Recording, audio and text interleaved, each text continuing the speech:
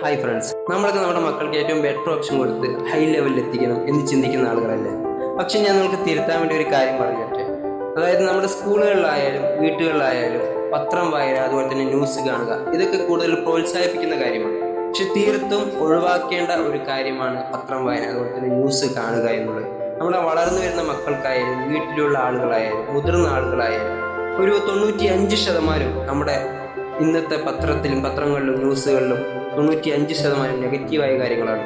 കൊല, കൊള്ള, പീഡനം, അക്രമം, അതിക്രമം, കുറ്റം പറച്ചില്, അങ്ങോട്ട് മോശം പറയുക, ഇങ്ങോട്ട് മോശം പറയുക, അങ്ങനെയുള്ള വാർത്തകളാണ് ഇന്ന് കൂടുതലും നമുക്ക് കാണാൻ കഴിയുന്നത്.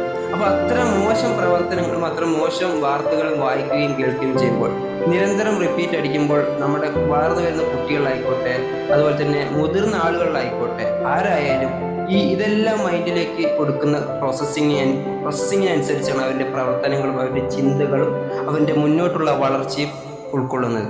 അതേ സ്ഥാനത്ത് നമ്മുടെ മക്കൾക്ക്, വളർന്നു വരുന്ന മക്കൾക്ക് ഒരു ചെറു കഥകളോ അതുപോലെ തന്നെ ഇൻസ്പയർ ആയിട്ടുള്ള പുസ്തകങ്ങളോ ജീവിത ചരിത്രങ്ങളോ ഇങ്ങനെയുള്ള കാര്യങ്ങളൊക്കെ കൊടുത്ത് അവരെ വളർത്തിയെടുക്കുകയാണെങ്കിൽ, അവർക്ക് കൂടുതൽ മോട്ടിവേഷൻ കൊടുക്കുന്ന കാര്യങ്ങളാണെങ്കിൽ, അവർ വളരാൻ കുറച്ചും കൂടി പോസിറ്റീവ് കാര്യങ്ങൾ ചിന്തിച്ച് അവർ ഒന്നും കൂടി വളർന്ന് ഉന്നത ലെവലിലേക്ക് എത്താൻ ചാൻസ് കൂടുതലാണ്. പക്ഷെ ഇത്തരം കാര്യങ്ങൾ നമ്മുടെ മക്കൾക്ക് കൊടുക്കുമ്പോൾ, അതായത് ഇന്നത്തെ കാലഘട്ടത്തിൽ തീർത്തും പത്രം വായന, അതുപോലെ തന്നെ ന്യൂസ് കാണുക ഒഴിവാക്കേണ്ട ഏറ്റവും ബെറ്റർ കാര്യമാണ് എന്ന് ഞാൻ നിങ്ങളെ ഉണർത്താൻ വേണ്ടിയിട്ടാണ് ഈ വീഡിയോ ചെയ്യുന്നത്. അപ്പോൾ താങ്ക് യു. അടുത്ത വീഡിയോയുമായി വീണ്ടും വരാം. Thank you.